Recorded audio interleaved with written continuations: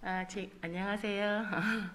제가 지금 나오니까 되게 떨린데요. 그래도 마스크를 쓰고 얘기하니까 더 저도 이상하고 저 다 마스크를 쓰고 계셔서 좀 이상하네요. 앞에서 보니까. 근데 제가 너무 떨려서 조금 기도하고 시작할게요. 네. 만물을 창조하시고 만물 가운데 늘 함께 하시는 하나님 아버지, 언제나 늘 감사드립니다. 주님께서 품어주시고 또 인도하여 주시고 또 길을 열어주시고 언제나 저의 기도에 응답하여 주심을 또한 감사드립니다. 오늘 제가 하나님께 받은 그 많은 은혜 중에서 한 가지를 꺼내어서 여러분 앞에 이야기하고자 하는데, 하나님, 제가 너무나 떨립니다. 하나님께서 제 마음을 진정시켜 주시고 잘 전할 수 있도록 도와주세요. 예수님의 이름으로 기도드렸습니다. 아멘. 제가 저번에 이제 반포동에 이사 가기 전에 길에서 제가 찬양 예배 때 찬양팀을 했었잖아요. 근데 항상 오후에 오셔가지고 찬양을 드리던 부부가 계셨어요. 근데 그분이 이제 길에서 저를 만나더니 인사하고 말을 섞고 이런 관계는 아니었거든요. 근데 그분이 저한테 너무 반가워하면서 왜 오후 예배 안 나오냐는 거예요. 그래서 제가 사실은 남편이 좀 아파가지고 제가 참석을 못합니다. 그랬더니 그랬냐고 막 그러시는 거예요. 그때 제가 어떤 생각을 했냐면 나에 대해서 궁금해하는 분이 계시구나. 그럼 내가 언제 다 잘 있다고 그냥 그 얘기를 해야 되겠다, 이런 생각을 한 적이 있었어요. 생각을 했었거든요. 근데 오늘 그 계기가 된 것 같아요. 그래서 제가 결혼 이제 31년 됐어요. 결혼한 지요. 결혼한 지 31년이 되었는데, 제가 저 자신이 살아온 날들을 되돌아봤을 때 열심히, 그리고 좀 이렇게 말해도 될지 모르지만 열정적으로 최선을 다하면서 살았어요. 근데 저희 가정, 제 꿈은 가정을 이루면은 엄마 아빠가 믿음이 좋고 자녀들이 그 밑에서 믿음으로 잘 자라나서 하나님의 교회에서 함께 봉사하고 막 이런 꿈을 간직하고 있었거든요. 근데 이제 믿지 않는 남편하고 결혼을 하다 보니까 이제 우리 딸하고 저하고 아들하고 셋이만 교회를 다니고 남편은 믿질 않잖아요. 지금도 또 이 사람이 구원을 얻었는지 안 얻었는지는 저는 알 수가 없어요.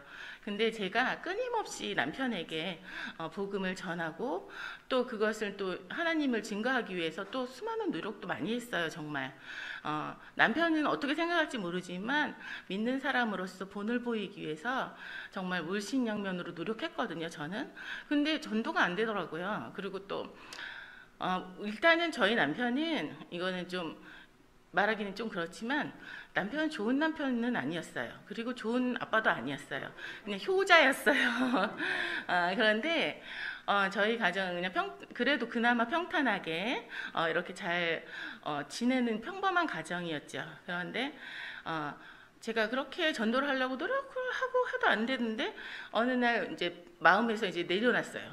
그래, 너가 나한테 이렇게 잘 못하고 우리 아이들한테도 이렇게 잘 못하고 부모님한테만 효도하고 그러는데 너는 하나님이 선택한 사람이 아닌가 보다. 그러니까 잘못한 거를 지옥에 가서 한번 벌도 받아볼 만해.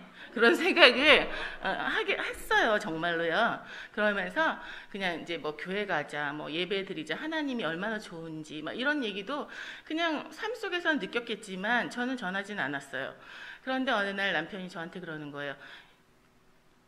지금 야라고 했거든요. 야, 네가 그렇게 나를 위해서 기도를 많이 하냐? 그러는 거예요. 그래서 내가 이게 무슨 뜻인가 이러고 봤더니, 자기가 어느 날 차를 운전하고 가고 있는데 횡단보도 앞에서, 새벽에 횡단보도 앞에 서 있는데, 소망교회 앞에 서 있는데 어떤 여자분이 가다가 오더니 창문을 똑딱똑 두드리면서 제가 이런 사람은 아닌데요, 그러면서 누군가 아저씨를 위해서 기도를 엄청 하고 있습니다 이러더래요.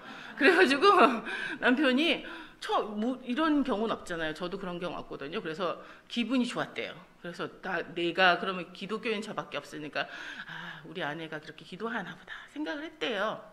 그런 일이 있었는데도 남편은 안 믿었죠. 그러고 있는 와중에 남편이 이제 뇌출혈로 쓰러졌잖아요. 집에서 쓰러진 거예요. 그래서 이제 의식을 잃은 상태에서 병원에 갔는데 의식을 회복 못하고 피도 멈추지 않았어요. 왜냐하면 아스피린을 복용하고 있었기 때문이에요. 그래서 미세한 혈관에서 피가 넘쳤는데 피가 너무 많이 터졌는데 너무 많이 나와가지고 뇌가 이렇게 한쪽으로 쏠렸어요. 그러면서 의사가 하는 말이 가망이 없다고. 이제 이분은 돌아가시거나 아니면 이렇게 누워서 의식 없는 채로 계속 살 거다. 이렇게 얘기하셨어요. 근데 이제 죽는구나 이런 생각만 했지 그러고 있었거든요. 그런데 예전에 제가 목사님이 설교 말씀하실 때 이런 말씀을 하신 적 있어요. 전도에 대해서 얘기하실 때 아주 이 사람 이 영혼이 지옥에 가는 거에 대한 아주 애타는 심정으로 전도를 해야 된다고, 이 불쌍한 영혼을 살려야 된다는 그런 심정으로 해야 된다고 말씀하셨을 때 저는 이렇게 마음으로 느껴지지가 않았어요. 그냥 성경에 나와 있으니까 전도해야 되고 의무니까 전도해야 된다 이런 생각으로 누구에게나 복음을 전하고 그렇게 했지, 무슨 사랑을 이렇게 절절한 사랑과 아니면 이 사람에 대한 그 인간에 대한 그런 어떤 연민으로 해본 적은 없었는데 그게 어떤 느낌일까? 이런 의문을 가졌었어요. 남편이 쓰러지고 나서 이제 죽는다고 하는데 중환자실에 이제 계속 누워 있었잖아요. 시댁 식구들도 어머니도 와서 야, 네 남편 손을 보니까 죽을 것 같다. 네 발을 보니까 죽는다. 너무 차가워서 죽는다. 계속 이런 말만 하는 거예요, 다들. 그래서 내가 죽음을 준비하지도 못하고 있었지만 마음은 안 좋더라고요. 그런데 어느 날 갑자기 이런 마음이 들었어요. 와, 기회 한 번밖에 없는데 이제 예수도 못 믿고 죽는구나. 진짜 지옥 가는구나. 이런 마음이 딱 드는 거예요. 그런데 그때 마음이 너무 아팠어요. 그래, 너 한번 지옥 가서 좀 벌 좀 받아봐라. 이런 마음도 있었다고 했잖아요. 그런데 너무 안 된 거예요. 아, 불쌍하다. 이제는 진짜 지옥 가는구나. 이걸 어떻게 하면 좋지? 내가 조금 더 일찍 이 사람에게 전도를 해서 죽어서 이제 일찍 죽지만 그래도 천국이라도 갈 수 있을 텐데 이제 죽으면 진짜 지옥 가는구나 이런 마음이 생기니까 너무 불쌍했어요. 너무 불쌍하고 이걸 어떻게 해야 되는지 답은 없는데 마음만 조급해지는 거예요. 그러던 어느 날 그 교회 중환자실에 주일마다 순복음교회 와서 전도를 해요. 근데 거기서 전도 신문을 주는데 거기 구퉁이에 예수 영접하는 아시죠? 이제 믿겠다고 하면 이렇게 읽어주고 네 대답하는 거 그게 있더라고요. 그래서 제가 이거를 읽어줄까? 의식도 없는 사람 이거를 읽어주고 혹시 마음속으로 혹시 예스라고 하면은 이 사람이 구원을 얻을 수 있는데 이런 생각이 들었어요. 그래서 제가 이명택 목사님한테 전화를 드렸어요. 내가 이런 마음인데 이래서 이거를 이렇게 해도 됩니까? 그랬더니 목사님이 그래도 됩니다. 그러시는 거예요.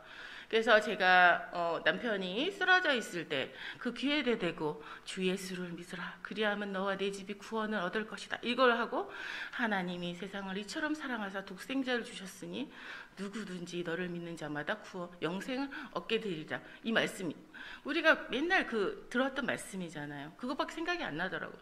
귀에다 대고 얘기를 해줬어요. 얘기하고 이 말에 네라고 대답하고 예수님을 믿으면 천국에 갈 수 있으니까 꼭 대답을 하라고 계속 반복적으로 그 말씀을 말해주고 또 예라고 대답하라고 독촉하고 말도 못하고 의식이 없는 상태였죠.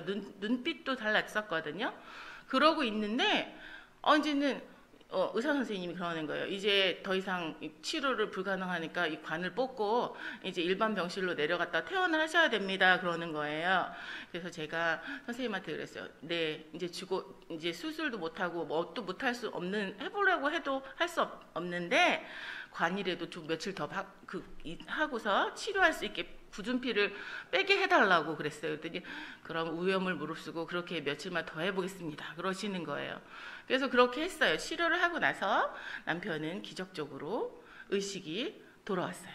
근데 사람은 아무도 알아보지 못하고 그냥 눈빛도 멍하니 다른 곳만 초점을 쳐다볼 뿐이었죠. 그리고 우리는 의사가 하라는 대로 병실에서 TV를 틀어놓고 또 이렇게 몸도 못 가는 사람을 휠체어 묶어가지고 계속 산책을 시켜줬어요. 의식을 깨우는 작업이라고 하더라고요. 그래서 그렇게 이제 뭣도 모르고 이렇게 하고 저렇게 하고 그랬어요. 그러다가 어느 날 아침에 참 남편이 이제 콧줄을 끼고 밥을 먹는 상태였는데 콧줄을 매일매일 빼고 또 팔을 묶어서 재워야 되고 자꾸 침대에서 내려오라니까 묶어서 재워야 되고 뭐 대소변을 싸고 자기 의식도 못 하잖아요. 그런데 어느 날 정말 부끄러워서 아이들한테도 안 얘기했지만 희한한 일이 난 거예요. 남편이 꼭 묶어놓으면 다 풀러요. 밤에 어떻게 풀르더라고요. 풀르고 콧줄도 빼고 여기다 이렇게 숨기고 있어요. 혼나는 거 알아가지고 있는데 볼일을 봐가지고 자기 머리맡 위에다 이렇게 누운 거예요. 이런 일이 어떻게 일어나지? 나는 희한하다 생각하면서도 그것보다도 너무 마음이 참담해지는 거예요. 와, 내가 이렇게 사는 게 맞구나. 이제 평생 이렇게 살아야 되는구나 생각하니까 그때 슬픔이 너무 밀려오더라고요. 경황이 없었지만. 그래서 내가 머리에다가 얼음주머니를 대고 음악을 들었어요. 이거 어떻게 살아야 되지? 그런데 그 You Raise Me Up이라는 팝송 있잖아요. 그걸 제가 들었어요. 그 병원에서부터. 그 찬양을 듣고 있는데 제가 너무나 힘들고 눈물도 안 나는데 하나님이 나를 꼭 안아주는 것 같은 그런 느낌이 드는 거예요. 그러면서 거기 나오잖아요. 그 가사에 폭풍 속에서도 주님 계시면 그분이 계시면 나는 힘낼 수 있다고 더 강해질 수 있다. 이 가사를 이제 들으면서 갑자기 힘이 생긴 거예요. 그 전보다 더 열심히 이렇게도 해주고 저렇게도 해주고 다리도 주물르고 막 밥도 뭣도 해주고 뭣도 해주고 계속 열심히 돌봐주었어요. 그렇게 돌봐주고 있는데 정말 이 남편이 누워서 그냥 그 콧줄로 영양제만 먹으면서 평생 누워 있을 사람이라고 의사는 판단을 내렸지만 조금씩 호전이 되기 시작하는 거예요. 그래서 이제 이 병원 저 병원으로 제가 다닌 거 아시죠? 그래서 이제 보바스 병원이라는 병원에 갔는데 거기 병원에는 환자들이 너무 열심히 재활 운동을 하는 거예요. 밥을 먹고 나서 저녁에 이렇게 걸음 연습을 시켰어요. 그 남편은 말을 너무 안 들어요. 아프기 전에도 안 들었지만 아프고 나서도 말을 안 듣더라고요. 걸음을 안 걷겠다는 거예요. 힘들다고 서 있는 것도 못 하니까. 30분씩 1시간씩 세워놨는데 그럴 때마다 찡찡거려가지고 내가 너무 화가 나가지고 막 때렸어요. 똑바로 서 있으라고. 그래서 서 있다 보니까 이제 혼자 서 있을 수 있게 되었고, 그러고 나서 이제 벽을 잡고 걸음마를 시작하게 되었어요. 걸음마를 시작하게 되었는데 너무 하기 싫어해가지고 제가 정말 힘들었어요. 그때 또 제가 감사했어요. 제가 체격이 크잖아요. 제가 원래는 좀 날씬했어요. 근데 뚱뚱해졌잖아요. 체격이 컸는데 내가 이렇게 뚱뚱하지 않았으면 우리 남편을 내가 못 들었는데 못 들고 있는데 힘이 없어가지고 내가 이게 날씬하면 이 사람은 못 들고 있는데 감사하다. 힘이 있어서 내가 이렇게 체격이 이렇게 부른 것도 또 이유가 있었구나 이렇게 생각하고 그것도 너무 감사했어요. 그래서 남편이 이제 이렇게 많이 걸어 다니게 되고 좋게 되었잖아요. 지금은 설거지도 하고 제가 강제로 시키는 거예요. 그러면 2시간씩 한대요. 자기는 2시간이 걸려 말을 못 하거든요. 2시간이 걸려서 했다고 막 생색을 내요. 그래서 그런 거는 당연히 하는 거 아니냐고 저는 그렇게 말하거든요. 그리고 청소도 하고 뭐 거실을 다 닦아놨다는 등 뭐 이런 식으로 남편은 요즘에 이제 자기만의 이제 세상을 만들고 열심히 노력하며 살고 있어요. 그러고 있어요. 근데 제가 너무 감사한 거는 그래요. 제가 여기 반포동에 이사 와서 한 17년쯤에 제가 또 남편 때문에 좀 힘든 일이 있었어요. 그래서 제가 새벽 기도를 하는데 하나님이 내게 족하다 그러시는 거예요. 그게 아닌데 내다보면 이게 아닌데 다른 말을 해주고 내게 족하다 이런 느낌을 준 거였어요. 내가 뭐가 좋게나 도대체 이게 아닌데 제가 너무 마음이 빈정이 상해가지고 뭐가 족한지 계속 생각을 했는데도 그게 납득이 안 됐었어요.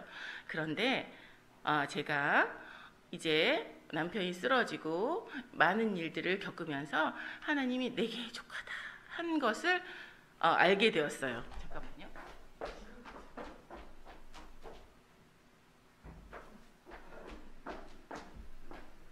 죄송합니다. 제가 내게 족하다 하셨던 그 말씀의 의미를 알게 되었어요.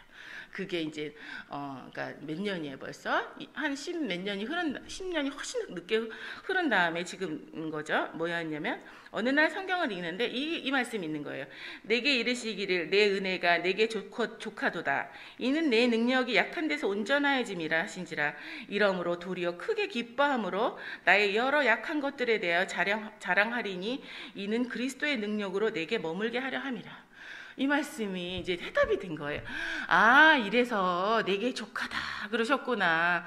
나는 이 내게 족하다는 그 말만 생각했지. 그 뒤에 있었던 이 진리의 말씀을 내가 몰라서 내가 불평했구나. 근데 내게 족하다는 그 말씀이 남편이 쓰러지고 나서 해답이 오기 시작했어요.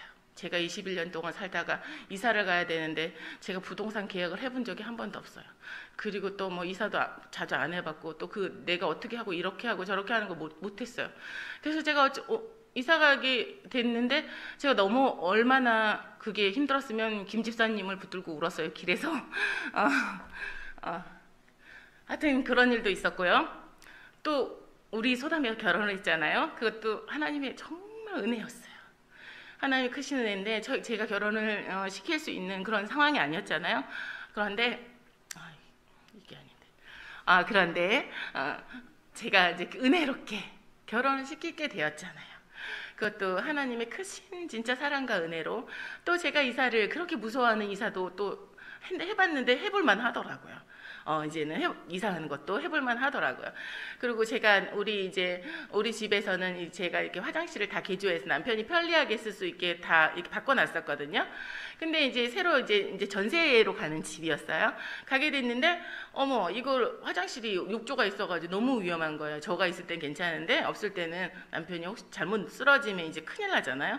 그래서 제가 너무 걱정을 했는데 집주인이 화장실을 싹 개조를 해놓은 거예요. 계약할 땐 얘기가 없었는데. 그래서 집도 다 고쳐 놓더라고요. 그리고 있는데 제가 또 어느 날 침대에 누웠는데 너무 무서워서 침대에 못 눕겠는 거예요. 침대에 누우면 침대가 바깥으로 튕겨 나갈 것 같은 거예요. 제가 10층 사는데 창문 밖으로 슝 나갈 것 같아서 침대에 누울 수가 없는 거예요. 너무 무서워가지고요. 그래서 거실에 쪼그려서 누워있다가 다시 가서 한번 또 온 거예요. 누워있을 수가 없는 거예요. 그래서 내가 이게 왜 이러지? 그러고서 제 아무는 선생님한테 물어봤더니 공황장애가 온 것 같다는 거예요.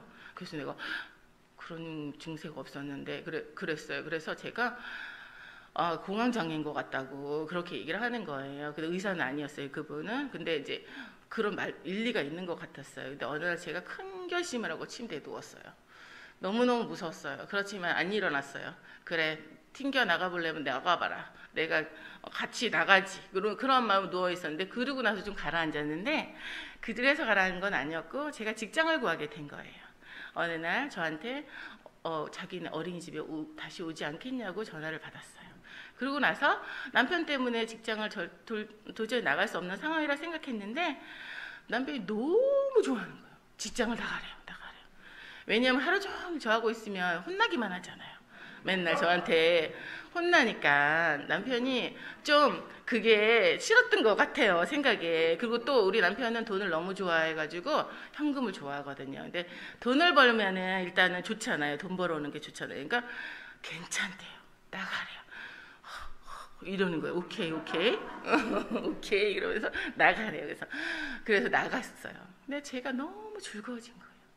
어린 아기들을 보면서 그 애들과 깔깔깔 웃다가 집에 들어오면 그 밉던 남편도 사랑스럽고 뭐라도 더 하나 해주고 싶고 미안하기도 하고 그래서 너무 좋아진 거예요. 이것도 또 하나님의 은혜예요. 제가 너무 약하게 되니까 하나님이 일을 하시니까 모든 것들이 좋아지는 거예요. 그래서 하나님은 참 은혜로운 분이시구나. 나를 정말 사랑하시는구나. 그런 걸 느끼면서 감사하면서 또 하나님 나에게 어떤 것을 또 베풀어 주실까? 이런 기대를 가지면서 제가 살아가고 있습니다. 여러분, 저는 잘 지내고 있습니다. 기도해 주시고 걱정해 주시고 또 저를 품어주고 위로해 주셨던 그분들 너무너무 감사하고 내가 두고두고 그 사랑에 보답하겠습니다. 감사합니다.